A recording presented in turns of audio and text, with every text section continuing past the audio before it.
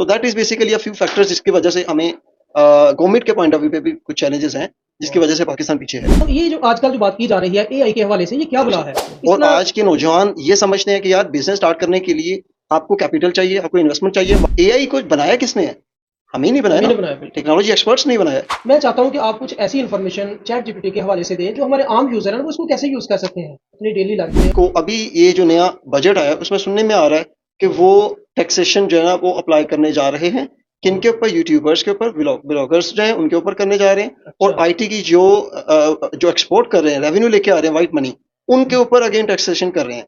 लोगों को ये कहते हुए सुना गया है कि एआई के आने के बाद जॉब्स जो है ना वो खत्म हो जाएंगी, बहुत सारे लोगों की जगह जो है ना वो एआई ले लेगा। इस बारे में आपका क्या कहना है? ये वो बच्चे जो अभी जाहिर सी बात है इंटर के पेपर्स वगैरह हो रहे हैं उससे फ्री हुए हैं, वो आईटी की फील्ड में अपना करियर बनाना चाहते हैं, उनको कौन सी ऐसे मुस्तकबिल को देखते हुए स्किल्स सीखना पड़ेंगे? जैसे chat GPT is one of the most highly attractive product of AI पूरी दुनिया में। इसको यूज करने की कोई रिस्ट्रिक्शंस नहीं है। This is how you can learn these things and you can help businesses to grow further. लेकिन ये डायरेक्शन नहीं थी कि एक्चुअल में जाके मैंने किसी कंपनी का सीईओ बना है। आपका अगर माइंडसेट ये है कि मैं 20-50 लाख से बिजनेस स्टार्ट करूंगा और उसके लिए मेरे वालिदैन अपनी हार्ड अर्नड मनी को आपको इन्वेस्ट कर बताइएगा, दें, दैट इज क्या एआई को सीख कर इसको अर्निंग का जरिया बनाया जा सकता है? एआई को गलत फैसला कर दे, उस सूरत में हम किसको गलत ठहराएंगे, मशीन को या इंसान को? तो चैट जीपीटी बेहतर है या डीप सीक बेहतर है? This IT field and computer science field is going to be a pure technical field. बिल्कुल इस ऐसा पे ही है। काम आएगा तो आपका सर्वाइवल है। That is because that is just a lack of mentorship. उन बच्चों को पता नहीं है कि यार मुझे इस करियर के अंदर शॉर्टेस्ट और एक अच्छा राइट रोड मैप कौन सा है। अस्सलाम वालेकुम नाजरीन, forum of the nation podcast में आप सबको एक बार फिर खुश आमदीद कहते हैं। नाजरीन, आज की नशिस्त में मैं हूं आपका होस्ट हाफिज़ अब्दुल रहमान। आज जो टॉपिक हम डिस्कस करेंगे that is very important, very significant and very latest topic, AI, artificial intelligence, जिसको मसनूई ज़हानत भी कहा जाता है। जिसके बारे में कहा जाता है कि ये एक ऐसी टेक्नोलॉजी है जो सोचती भी खुद है, फैसला भी खुद करती है और शायद कल को ये आपकी जगह भी ले सकती है। एक ऐसी अकल जिसको इंसान ने खुद बनाया, लेकिन सवाल ये पैदा होता है कि कहीं ये इंसान से आगे तो नहीं निकल जाएगी। इसी टॉपिक पे बात करने के लिए आज हमने एक ऐसे माहिर आईटी एक्सपर्ट को पॉडकास्ट में दावत दी है, जिन्होंने जदीद टेक्नोलॉजीज खास तौर पे एआई का यूज़ करते हुए ना सिर्फ अपने बिजनेस को मजबूत किया, बल्कि पूरे पाकिस्तान में कामयाबी के साथ इसको फैलाया। कंप्यूटेक आईटी कंपनी के सीईओ मिस्टर आकिब मजीद साहब आज हमारे साथ पॉडकास्ट में मौजूद हैं। आइए आपकी उनसे मुलाकात करवाते हैं। अस्सलाम वालेकुम। वालेकुम अस्सलाम रहमतुल्लाह। आवाज साहब, thank you so much for the invitation. बहुत और शुक्रिया। सबसे पहले आकिब साहब, हम आपको इस पॉडकास्ट में खुश आमदीद कहते हैं। जज़ाकल्लाह, थैंक यू। आकिब साहब, ये बताइएगा कि आपका सफ़र कैसे शुरू हुआ, एक नौजवान से लेके कंपनी के मालिक बनने तक का सफ़र कैसा रहा आपका? सबसे पहले तो मैं बेसिक इंट्रो में आपको यही चीज़ बताना पसंद करूँगा कि बेसिकली मैं स्टार्ट से ही एक बड़ी नॉर्मल बैकग्राउंड, एकेडमिक्स रिकॉर्ड मेरे को इतने ज़्यादा अच्छे नहीं थे। सही है। और समझ लें कि एक नॉर्मल बैकग्राउंड में मैं अगर यूनिवर्सिटी की लाइफ की बात करूं तो मैं यूनिवर्सिटी की लाइफ से पहले मैंने ज़िंदगी में कभी फर्स्ट डिवीज़न तक जो है मार्क्स obtain किए ही नहीं है। अच्छा अच्छा। तो लकीली अल्हम्दुलिल्लाह जब यूनिवर्सिटी में 2011 में कंप्यूटर साइंस इंजीनियरिंग में एडमिशन लिया, उस टाइम पे तो आपको आइडिया है कि कंप्यूटर साइंस ऑलमोस्ट आज से 15 साल पहले बहुत लोगों को कम आइडिया था। बिल्कुल ऐसा कंसेप्ट नहीं इट था। Was a highly risky field at that period of time कि हम्म। उस टाइम के अंदर कोई बच्चा आके कंप्यूटर साइंस में एडमिशन, लेकिन बाय चॉइस अल्हम्दुलिल्लाह ये चीज़ फील्ड में आ गई। और उसके बाद जो है यूनिवर्सिटी में प्रॉपर तरीके से सॉफ्टवेयर इंजीनियरिंग की स्टडी हासिल की। और अल्हम्दुलिल्लाह ड्यूरिंग द स्टडी ही जो है वो उसी यूनिवर्सिटी के कंपनी, आईटी कंपनी में वो इंटर्नशिप से आगाज़ किया। It's a time of almost 2013। तो 10 हम्म। से 12 साल से पहले स्टार्ट किया। 3-4 साल जो है डिफरेंट अदारों में जॉब्स की। और luckily I got an opportunity to start my own business, that is back in 2015। तो 2015 से जो है वो अपॉर्चुनिटी मिल गई कि अपना बिजनेस स्टार्ट किया। हम्म। और बट अनफॉर्चुनेटली चूंकि बिजनेस का कभी एक्सपीरियंस नहीं था, तो 4 साल, तकरीबन 3 से 4 साल जो है वो अप्स एंड डाउन्स देखे, बहुत हम्म। डिफिकल्ट टाइम देखा। और ultimately I ended up like just closing my first ever business. Back in 2018। तो वहाँ से ही फिर दोबारा when I came back to my home town hmm, 2018 में अमूमन। और अल्हम्दुलिल्लाह फिर मेरे जहन में एक चीज़ आई उस टाइम पे कि जो प्रॉब्लम बेसिकली जो मैंने एकेडमिक के एजुकेशन सेक्टर के अंदर देखी कि यार यहाँ पे एक अच्छी पावरफुल सॉल्यूशंस नहीं है बिजनेसेस के हवाले से। सही। उसके ऊपर मुझे अपॉर्चुनिटी मिली जो कि मेरा प्रीवियस ट्रैक एक्सपीरियंस भी था। So I completely focused on building a product जो एजुकेशन सेक्टर के जो है ना वो प्रॉब्लम्स और मैनेजमेंट की चीज़ों को काम करती थी। So that is actually how I started my business and rest is history अल्हम्दुलिल्लाह। 4 साल 4 से 5 साल जो है ना इसी बिजनेस को दिए और this is how I started and how I अच्छा, अभी वर्किंग राइट हमारा पॉडकास्ट तो काफी लंबा जाएगा, आपने काफी नाउ। सारी चीजें एक ही क्वेश्चन में कवर कर दी हैं। लेकिन मैं इसको थोड़ा सा पीछे आपको लेके आता हूँ। व्हाई आप नॉट। मुझे ये बताइएगा कि आपने सॉफ्टवेयर इंजीनियरिंग की फील्ड ही क्यों चूज की? क्या आपको भी कंप्यूटर के साथ इश्क था? जी बिल्कुल ऐसा ही है। जैसे मैंने आपको पहले बताया कि उस टाइम पे जब मैं मुझे मेरे टाइम पे मुझे डिसीजन करना था कि मुझे कंप्यूटर साइंस की फील्ड में जाना है और वो बहुत हाई रिस्क की फील्ड थी उस टाइम के ऊपर। तो हम्म, चूंकि मेरा उससे प्रीवियस बैकग्राउंड में 2 से 3 साल का एक्सपीरियंस था कंप्यूटर अच्छा। मैंने डिजाइनिंग और डिफरेंट छोटी मोटी शॉप्स में हमारा चूंकि अबाई एक बिजनेस भी है किस ईयर प्रिंटिंग। की बात कर रहे हैं? ये है अमूमन 2010 की बात है ये। ठीक है। तो उस टाइम पे मैं तकरीबन 2 साल ग्राफिक डिजाइनिंग एक जो नॉर्मल प्रिंटिंग प्रेस वगैरह में हो रही है हम्म। ये मैं 2 साल ऑलरेडी कर चुका हुआ था। अच्छा, ये आपका आबाई बिजनेस था इसमें? यस अच्छा अच्छा, उसकी वजह से आप इसमें इस फील्ड में एग्जैक्टली गए। तो मेरा जुनून और इश्क कंप्यूटर साइंस और कंप्यूटर के साथ ये ये ऑलमोस्ट आप समझिए उसी टाइम पे हो चुका हुआ था। How actually it was begin. अच्छा, कंप्यूटेक का आगाज कैसे हुआ और आपका पहला प्रोजेक्ट कौन सा था? ये बड़ा इंटरेस्टिंग आपका क्वेश्चन है और मुझे बिल्कुल याद है आपसे हमारा फर्स्ट टाइम कांटेक्ट हुआ था। ये उस टाइम पे मैं ऑलरेडी जैसे बताया अपनी कंपनी एक चला रहा था। तो सही। वहां पे फिर आपने 2015 में मेरे साथ कांटेक्ट किया था। आपने आपका एक प्रोजेक्ट था उस टाइम पे एक वेबसाइट ऑनलाइन आपने ई कॉमर्स का बिल्कुल ऐसा स्टार्ट ही है। करवाया और उस पे कुछ काम किया। तो देन मैं जब बैक होम टाउन आया 2018 में उस टाइम पे आप एक अदारे के साथ मुंसलिक थे और आपके जानने वाले थे। आपने उन्होंने कहा था कि ये इनको एक प्रॉब्लम्स आ रहे हैं चैलेंजेस आ रहे हैं तो हम्म, हमें इनको कोई सोल्यूशन बना के दे दें सॉफ्टवेयर के तो जो बिल्कुल कि ऐसे ही। मार्केट में बहुत सारे हैं तो आप कोई काइंडली इस पे काम करें। सो देन मुझे उस टाइम पे आइडिया हुआ कि यार अगर इतने बैकवर्ड छोटे से शहर में ये मसाइल हैं लोगों की ख्वाहिश है इस चीज़ के ऊपर ऐसे सोल्यूशन को लेना। दैट वाज द रीज़न उस टाइम पे फिर मैंने पैशनेटली साथ तो एक जॉब कर रहा था हम्म, एक नॉर्मल से छोटे प्राइवेट इंस्टीट्यूशन में और साथ जो है मैंने इस प्रोडक्ट को उस पहले प्रोजेक्ट के ऊपर काम स्टार्ट किया और वो आपकी ही वसादत से हुआ। बिल्कुल ऐसे ही है, लेकिन चले नाज़रीन को भी पता चल गया। ऐसा ही है। अच्छा, आकिब साहब ये बताइएगा, क्या आपने कभी सोचा था कि आप इस तरह की कंपनी ऑन करेंगे? कभी ज़हन में आया या फिर कुदरत ने कोई रास्ता ही आपका इस तरह का बनाया कि आप चलते-चलते यहाँ तक पहुँच गए हैं? नहीं ऑनेस्टली स्पीकिंग मैं बहुत मतलब बचपन से ही मेरा माइंडसेट कुछ इस तरीके से रहा है कि यार जब मेरी डिस्कशन हो रही होती है या मतलब गोल्स बड़े हाई रखे हैं हमेशा से। सही। जो मेरी सोबत में बैठे हैं उठे हैं दोस्त हैं वो भी इस चीज़ पे जानते हैं इवन कि मेरे फैमिली वाले भी कहते हैं कि तुम्हारे जितने बड़े गोल्स हैं या अक्सर जितने बड़े तुम्हारे ड्रीम्स हैं तुम्हें किसी हाई एलीट फैमिली के अंदर पैदा होना चाहिए था। तो स्टार्टिंग सही। से ही था लेकिन ये डायरेक्शन नहीं थी कि एक्चुअल में जाके मैंने किसी कंपनी का सीईओ बनना है। बस ये था कि I want to be a person जो अपने मुताबिक एक जिंदगी गुजारे hmm, who have to live a life based on his own values। एक लाइफ में बैलेंस होना चाहिए that in terms of you know Islamic perspective से भी फैमिली के पर्सपेक्टिव से भी और सही। आप ऑब्वियसली माशरे के लिए भी कुछ वैल्यूज ऐड कर सकते। सो स्टार्ट से ही एक क्लीन ये माइंड था बट ये नहीं था आइडिया कि इस तरह कोई बिजनेस में किसी कंपनी का सीईओ बनूंगा। अच्छा, अच्छा, अच्छा। अच्छा, आकिब साहब, कामयाबी का कोई ऐसा लम्हा जो अभी तक आपको याद हो, या कोई ऐसी नाकामी जिसने आपको सारा कुछ सिखाया हो? देखिए हर इंसान के लिए मैं समझता हूँ कामयाबी का एक पैरामीटर डिफरेंट होता है।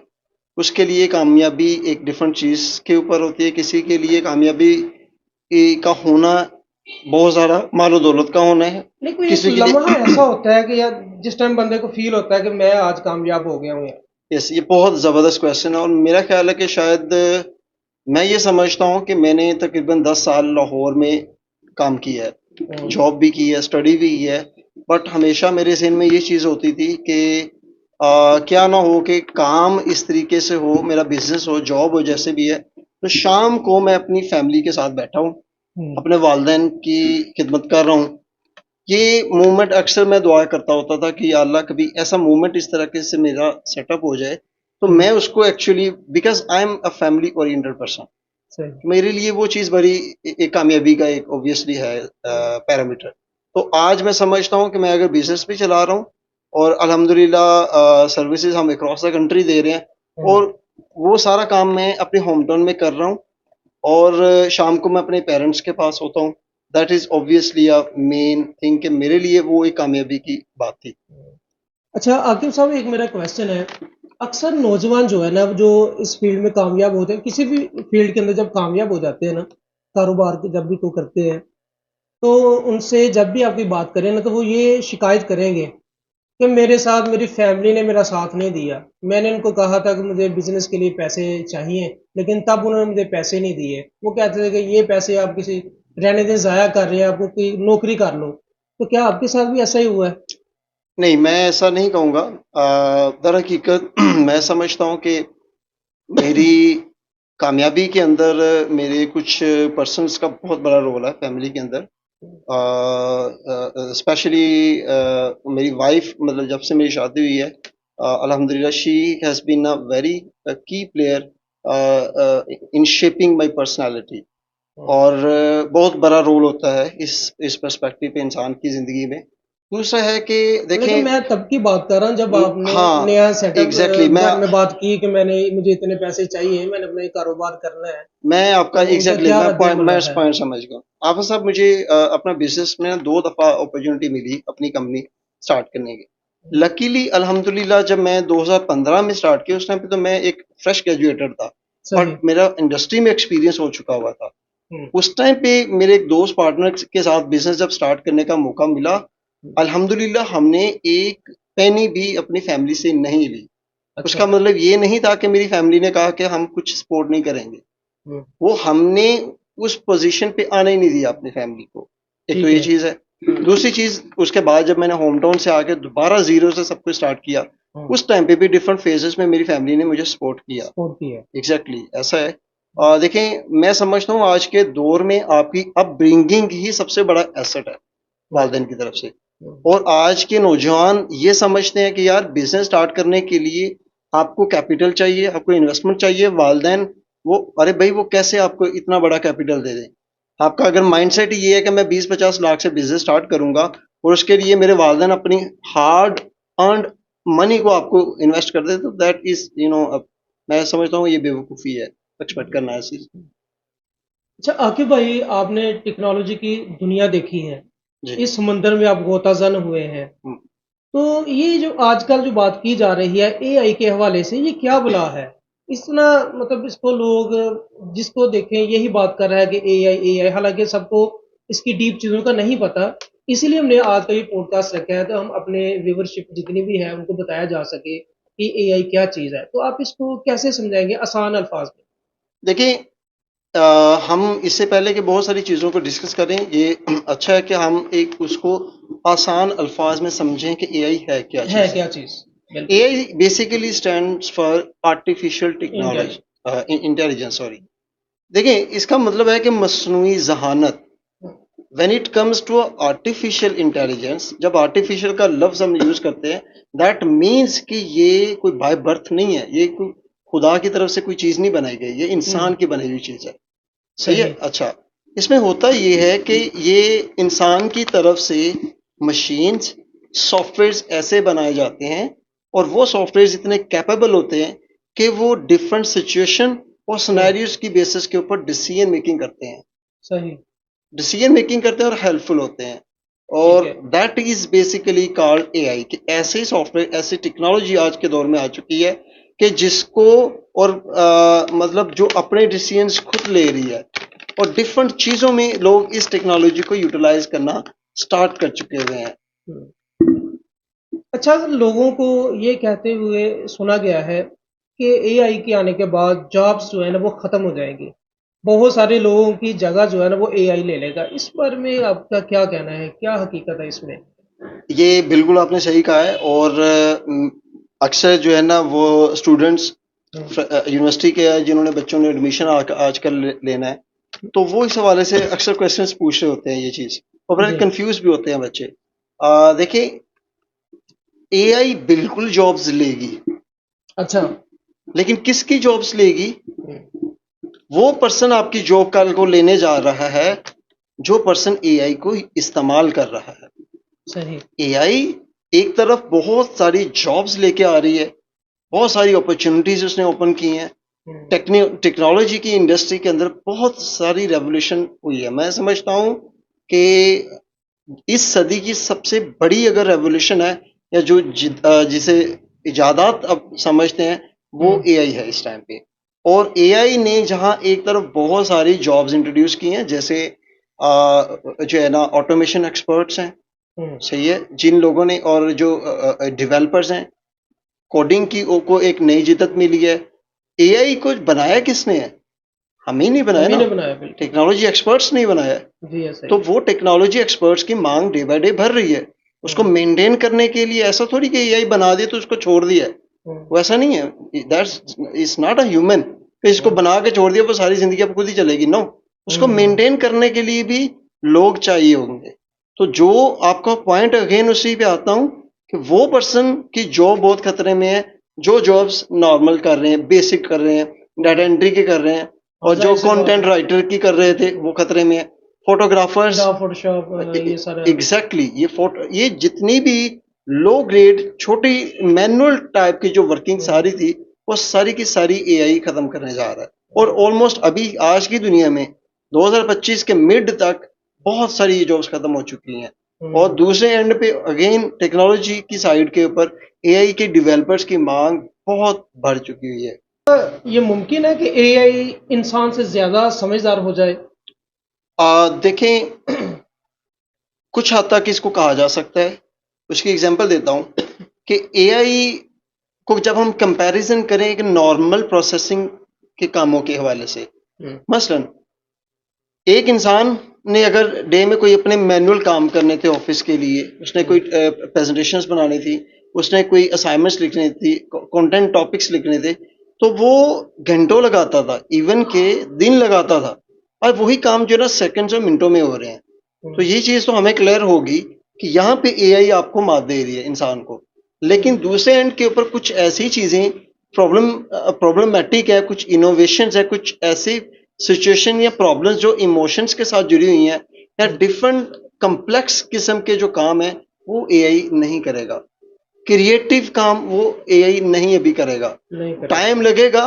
देखें, 1 से 2 साल के अंदर अंदर इतनी ज्यादा रिफाइन होती जा रही है एआई कि जिसका कभी हमने सोचा ही नहीं हुआ था। सही। तो हाँ, हो सकता है कि आज से 5 या 10 साल के बाद कि उस टाइम पे ये चीज हमारी गलत भी साबित हो सकती है कि एआई हर चीज जो है ना उसको ना चेंज कर दे। लेकिन अभी उसका, जैसे मैंने बताया, मैनुअल सारे काम खत्म किए जा रहे हैं, और कुछ चीजें हैं जिसमें अभी भी इंसान बहुत बेहतर है एआई से।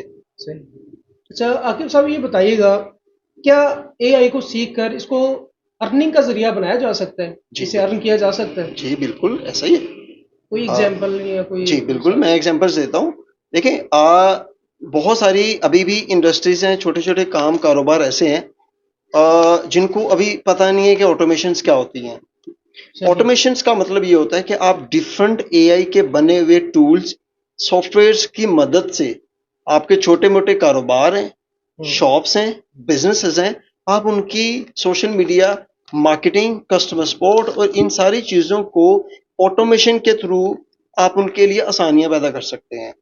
सही है। ठीक है। आप फॉर एग्जांपल सोशल मीडिया की मैं अगर बात करूं, जितनी भी फेसबुक में कंपनीज की सोशल मीडिया मार्केटिंग होती थी, उनका सारे का सारा काम, कंटेंट प्लानिंग सारी एआई से हो रही है। बिल्कुल ऐसे। इवन के आज के दौर में उनकी छोटी छोटी रील्स, आइडियाज किन किन टॉपिक के ऊपर बनाने हैं, और उनकी सारी जो वीडियोज हैं ये सारी एआई के थ्रू बहुत ज़्यादा। तो आज के लिए आपको किसी एक चीज़ में एक्सपर्ट होने से बेहतर है कि अगर आप इन टूल्स को सीख लेते हैं, ऑटोमेशंस कैसे की जाती हैं, बहुत सारी, ये मैंने एक दो एग्जांपल्स दिए आपको।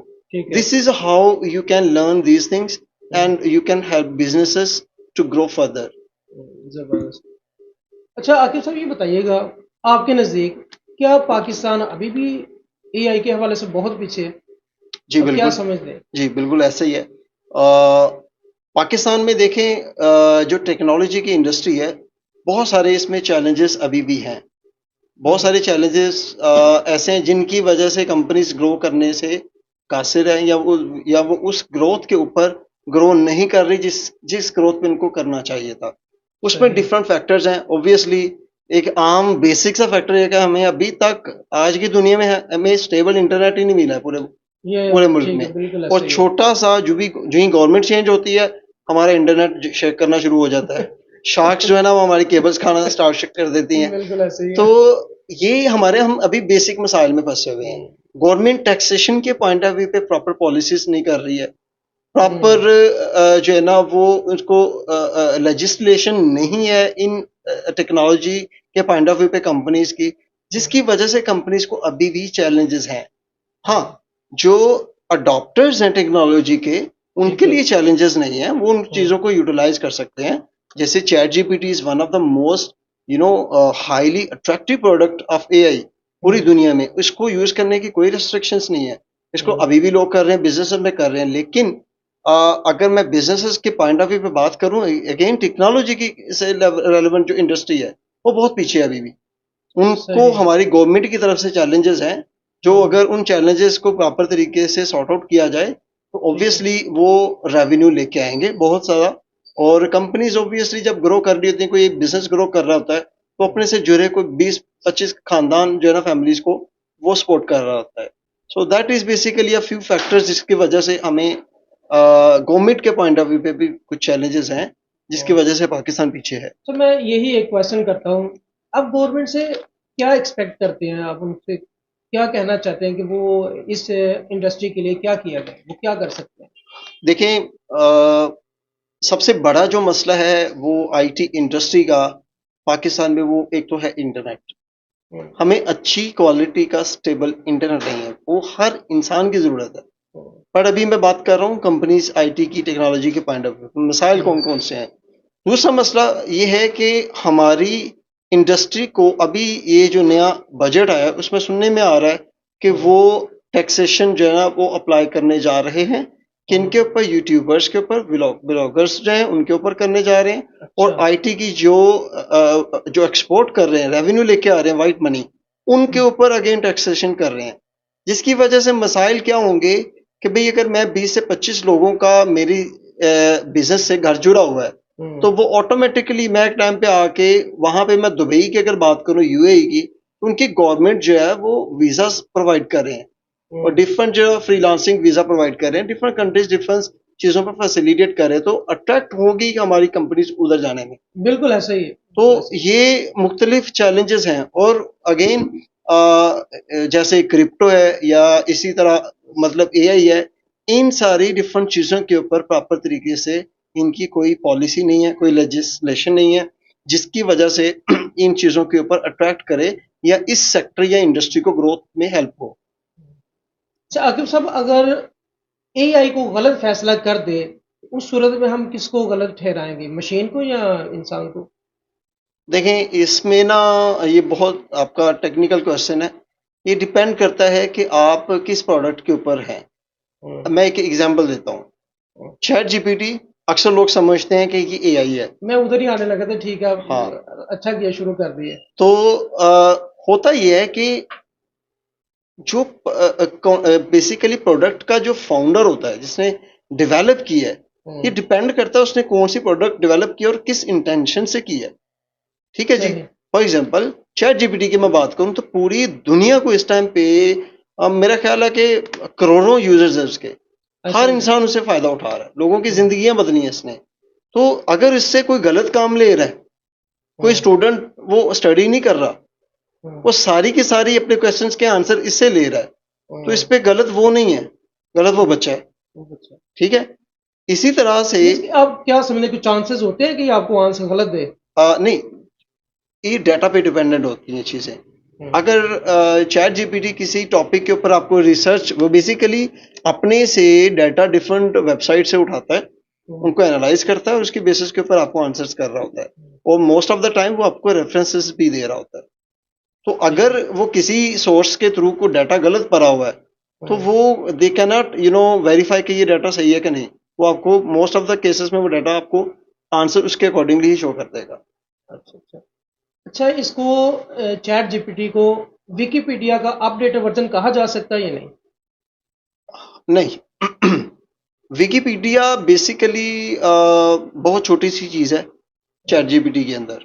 हम्म, अ, आप ये कह सकते हैं कि गूगल का ये एडवांस वर्जन है। ठीक जो है। उसका फ़र्क ये है कि देखें, मुझे अगर किसी चीज़ का कोई क्वेश्चन ढूंढना था, फॉर एग्जांपल मुझे ये ढूंढना होता था कि पाकिस्तान के सबसे अच्छे खूबसूरत 5 शहर कौन से हैं सैर तफरीह के लिए। सही। ऑब्वियसली तो मैं गूगल में सर्च करता था, हम्म, वो सारी चीज़ें मुझे इंफॉर्मेशन मिलती थी, ठीक है। और उसके बाद मैं डिफरेंट 8 से 10 वेबसाइट्स मुझे गूगल दिखाता था।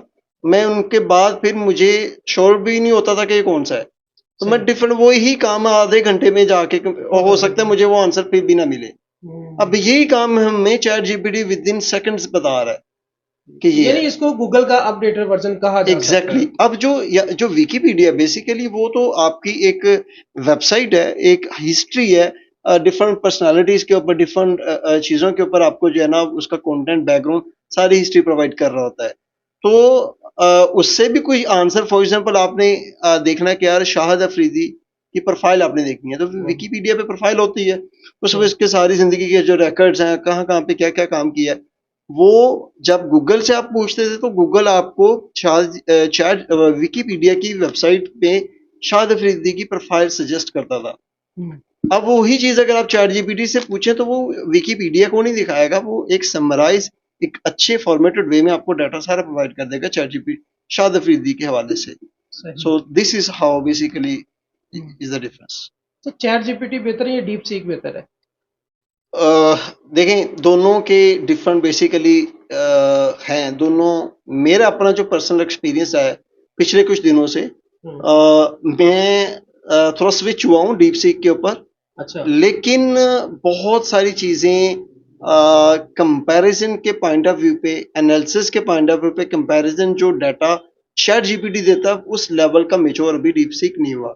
कुछ अच्छा। चीज़ें ऐसी हैं जिसमें डीप सीक बहुत अच्छा ठीक है। चीज़ों का एनालिसिस दे रहा होता है, और हम्म, कंपैरेटिवली चैट जीपीटी उसके ऊपर कुछ चीज़ों के ऊपर कम दे रहा होता है।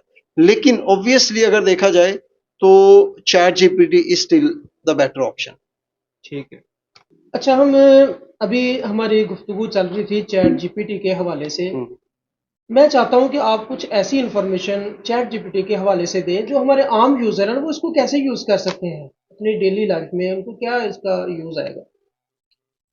देखिए, मैं एक छोटी सी एग्जांपल देता हूँ। मेरे ख्याल इससे ज़्यादा आसान और देसी एग्जांपल सॉरी मैं नहीं दे सकता जिससे अगले को समझ ना आए। अगर इससे भी हमारे एक नेबर में एक फीमेल है, एक मेल पर्सन है, और उन्होंने मुझे कहा कि यार मैं डिफरेंट ज़री रकबा है उनके पास, और उनको पता नहीं चल रहा होता हम्म, कि मौसम कब ख़राब हो रहा है, कब सही हो रहा है, हम्म, और कौन सी फसल कहाँ से मुझे लेनी चाहिए, उसका अच्छा। रेट क्या है। हम्म, तो मैंने उसको क्या किया, मैंने उसको चैट जीपीटी डाउनलोड कर दिया, क्योंकि हर ठीक है। बंदे के पास इंटरनेट पैकेज है, और मैंने उसको सिर्फ ये सिखा दिया कि उसमें आपने वॉइस कन्वर्सेशन कैसे करनी है, अच्छा। और वो पंजाबी में।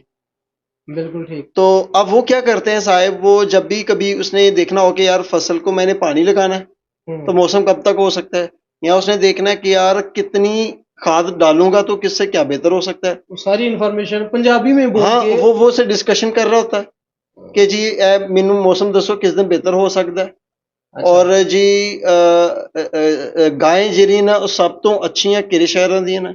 अच्छा। मतलब ये बेसिक पंजाबी के लहजे में, पंजाबी की लैंग्वेज में इतने आसान अल्फाज में वो डिस्कशन कर रहा है, और बिल्कुल चैट ठीक। जीपीटी उसको उसकी मावनत कर रहा है हर एक छोटी सी छोटी इंफॉर्मेशन पे। हो सकता है वो इन्फॉर्मेशन उसको जानने के लिए बड़े सारे लोगों के पास टाइम लेना पड़ता हो, पढ़े लिखे लोगों के पास, यार ये चेक करके दे दो या बता के दे जल्दबाजी दो, है। तो वो क्यों ना इस चीज को अगर एक दफा आसान अल्फाज में समझ ले या सीख ले, तो उसके लिए बहुत सारी आसानी है टेक्नोलॉजी के सही। जरिए। अच्छा आकिब साहब, मेरा एक क्वेश्चन है।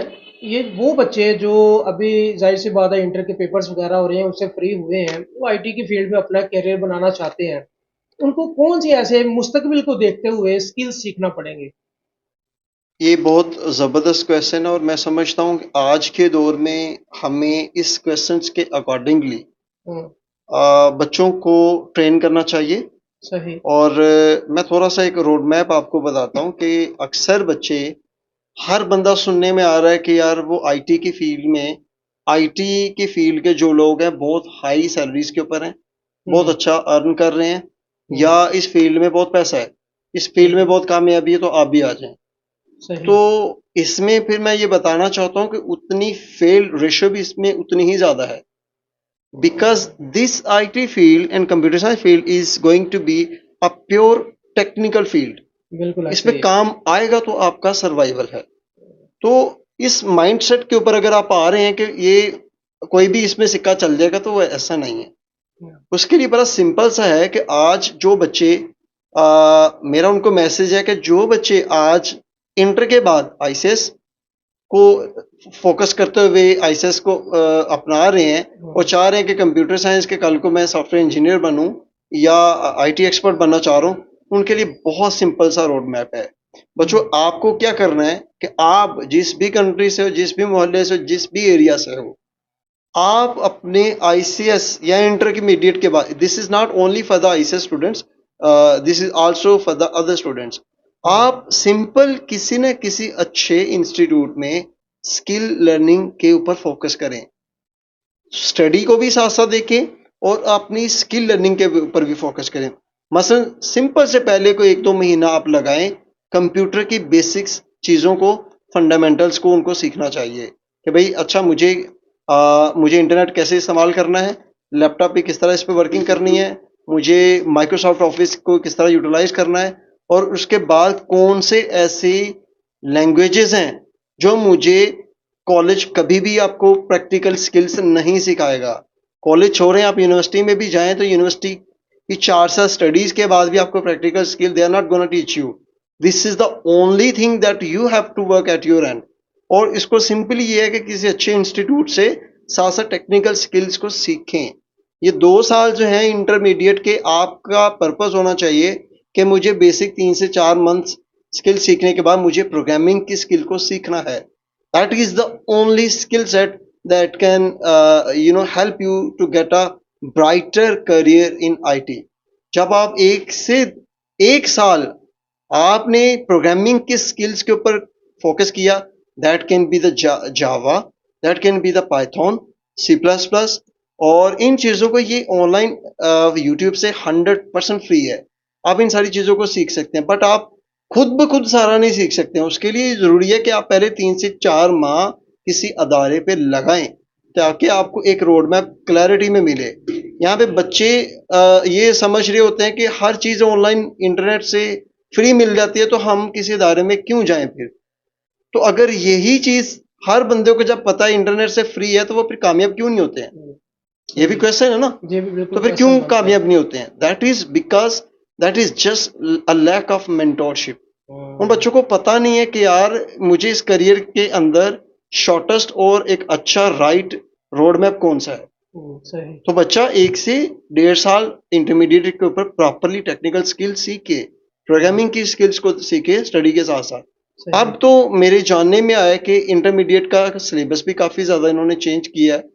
कंप्यूटर साइंस के काफ़ी कोर जो है ना सब्जेक्ट्स के इन्होंने कंटेंट्स इसमें ऐड किए हैं, which is a very positive sign. तो अगर बच्चे इंटरमीडिएट में इन चीज़ों को सीखते हैं, फिर जब आप यूनिवर्सिटी में जाते हैं, साल पहला 1 से 2 साल आप ऑटोमेटिकली आप टॉप 10 स्टूडेंट्स में आ जाएंगे। क्यों? क्योंकि आपकी बेसिक फंडामेंटल्स कंप्यूटर के क्लियर होंगे, आपकी प्रोग्रामिंग अच्छी होगी, आपको जो टीचर बात कर रहा होगा आपको आपको क्लैरिटी समझ होगी। आएगी बिल्कुल ऐसे। एग्जैक्टली तो फिर बच्चे का माइंड ये होना चाहिए कि वो 3 से 4 सेमेस्टर में जाके पैरेलल यूनिवर्सिटी की स्टडी के साथ साथ उन प्रोग्रामिंग स्किल्स को एडवांस लेवल पे सीखे, फिर किसी कंपनी में इंटर्नशिप ले।